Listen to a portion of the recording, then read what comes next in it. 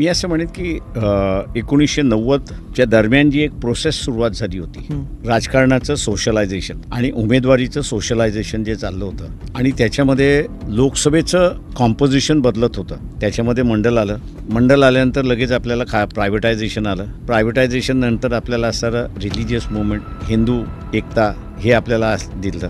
हे माझ्या अंदाजानं जे सोशलायझेशन जे चाललं होतं त्या सोशलायझेशनला थांबवण्यासाठी चाललेले सगळे प्रयोग होते. त्याचा आता अंत होतोय असं मी त्या ठिकाणी मानतोय. आणि पुन्हा सत्तेचं सोशलायझेशन आणि उमेदवारीचं सोशलायझेशन ही प्रक्रिया पुन्हा सुरुवात झाली आणि यातून बदल हा होणार. स्वतःच्या आयडियॉलॉजीला स्टिक राहणारे जे पक्ष आहेत, म्हणजे RSS हिंदुत्वाला स्टिकअप आहे आणि त्याच्याचबरोबर वैदिकतेला स्टिकअप आहे, त्याच्यातून ब्राह्मणशाहीला स्टिकअप आहे, अशी जी एक सिस्टम आहे. त्याच्याच बाजूला काँग्रेस, NCP आणि थोड्या प्रमाणात उद्धव ठाकरे असं मी त्या ठिकाणी म्हणेन.